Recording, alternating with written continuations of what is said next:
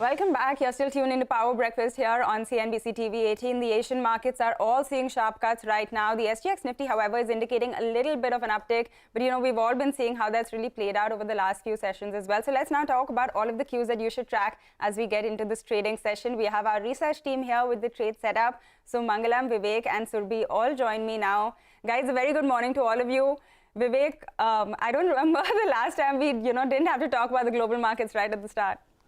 Well, you're absolutely right. Every day it's about the volatility. Yesterday we did say, we could see a gap up opening, and we did warn about the fact that there could be some sell-off given the fact that volatility is the name of the game as far as equity markets especially are concerned. Yesterday's trading session was no different.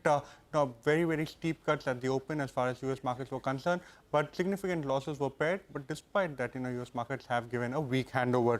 The Credit Suisse worries continue, and it's a contagion effect as far as banking stocks as well as the banking sector, both in US as well as Europe is concerned. Now, coming to the European markets, very deep cut seen over there. All of the European markets down between 3.5% to almost 3.9% in yesterday's trading session. However, when you're talking about crude oil prices, that saw the steepest cut yesterday, at lowest levels since a year.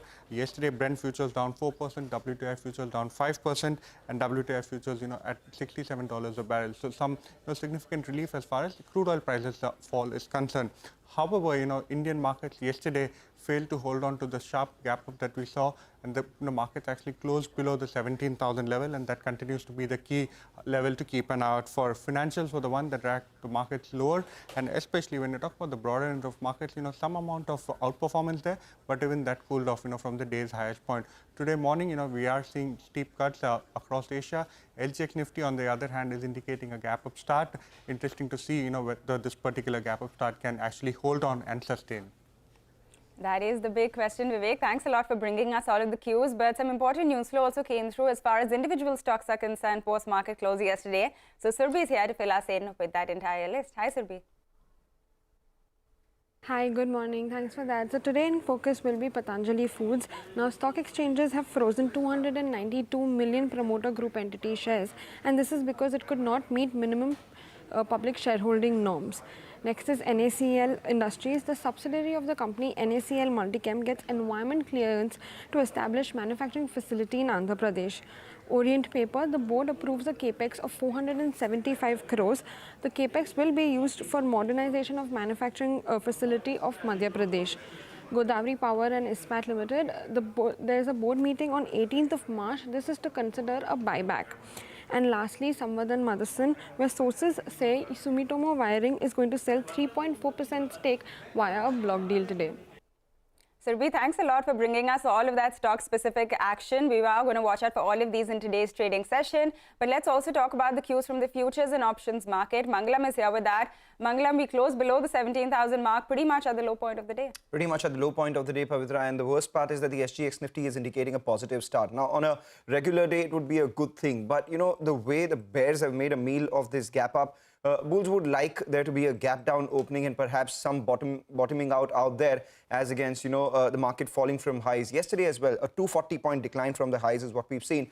From all-time high, the Nifty is now down 10%. In fact, the Nifty Bank 2 is below the levels from which it started to rally. It's down about 12% from the all-time highs. The FIIs, they're selling in cash market, 1,300 crore worth purchase, rather selling, while the DIs had an 1,800 crore worth purchase. Importantly, we saw unwinding in the futures on both Nifty as well as Nifty Bank. There was a mild addition out there on the Nifty futures, but the premium on the Nifty futures collapsed from 80 points to about 65 points, telling you there was unwinding. The data actually confirmed that as well. Both longs and short positions being unwound in index futures, as a result of which there was a net buy of mild 82 odd crores by the FIIs. Remember, they are 12% long and 88% short in index futures itself. It is a weekly options expiry today, and one data point suggests that maybe we're closer to the bottom than we are earlier, and that's primarily because today we saw FIs write puts, almost 44,000 put contracts written, telling you that there could be some sort of support. But here, the sort of volatility that there's no certainty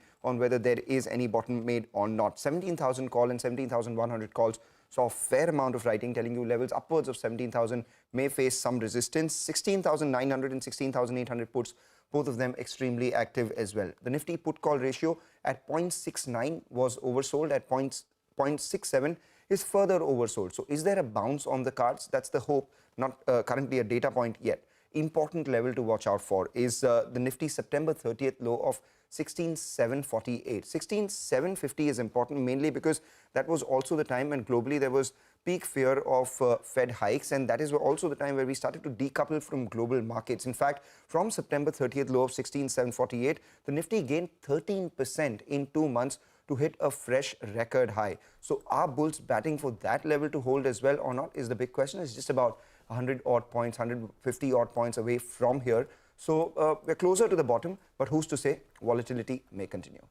Volatility may continue. So let's see how we move in today's trading session. Mangalam, thanks a lot for bringing us all of those cues, but we do need to get into a short break now. When we come back, we're going to tell you what's got crude falling a whole 5% overnight, so stay tuned for that.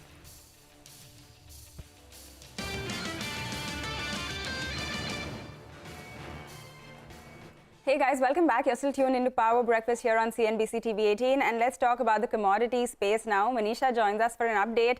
Manisha, we've been talking about the kind of, sell-off in the equity markets across US, Europe, and all of these concerns really hitting the crude markets as well. It is, Pavitra, yes, and 5% yet again of a decline in the overnight market. So when you look at this week itself, in the last 4 trading sessions, we are down by 10% for the Brent crude prices, and 14% has been shaved off in case of the WTI crude prices. This is the lowest in just 1 year that you have seen crude prices trade at. Well, we have seen hedge funds liquidate longs. The US dollar is off its lows.